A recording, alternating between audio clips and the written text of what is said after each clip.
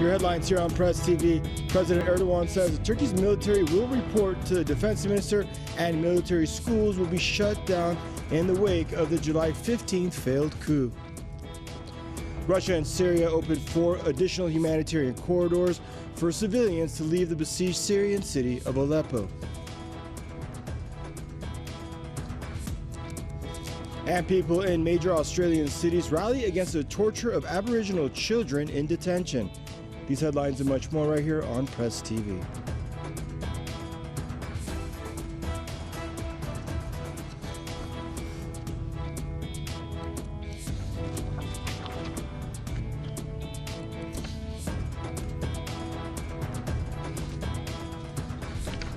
Hello everyone, thank you for joining us here on Press TV World News.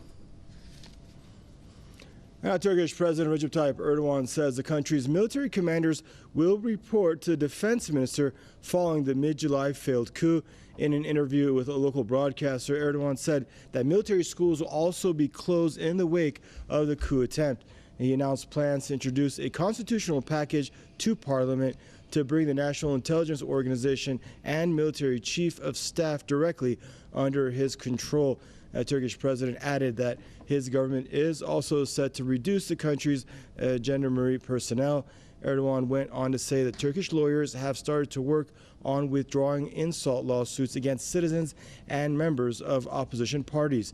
Ankara has detained, or suspended thousands of police and military personnel, as well as those working in state institutions, universities, and the media. And now we're joined out of Berlin to get more on the story by Mr. Wahid Azad, independent scholar and political commentator. And Mr. Azad, President Erdogan claims that these changes will make the country's military stronger and the country itself more safer. Your thoughts? Well, historically, when you look at a similar pattern in another situation, this is usually not the case. I mean, what Erdogan seems to be doing is centralizing all the armed forces and the military under his own command through his defense minister. I mean, what we are seeing here is very similar to what one reads about the Stalinist purges in the old USSR, the purges of the military back in the 1930s. And I think something very similar seems to be going on here. Now, do you think that the opposition in Turkey will side with the administration on this, that these changes are critical to decrease the chances of another coup attempt being attempted, or will they oppose Erdogan's proposals outright? That remains to be seen. I don't think this necessarily reduces the chance of another coup happening. I mean, there's splits always happen within all societies and all systems, and the more top-down they are, the more the risk there is. But, you know, it seems like Erdogan is doing a carrot and a stick approach to the opposition right now. For example, by dropping a lot of these lawsuits, this seems to be that he's trying to reach out to his opposition for some consensus building.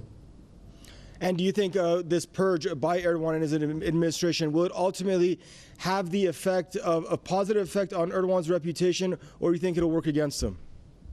Well, I mean, you know, all things said, let's see Erdogan first, you know, close the borders with Syria and basically pull the plug on this franchise of Jihad Incorporated that he's been involved with before we make that final conclusion. Everything is still in flux right now, and Erdogan seems to be jumping from one rash decision to another from one day to the next ever since this coup.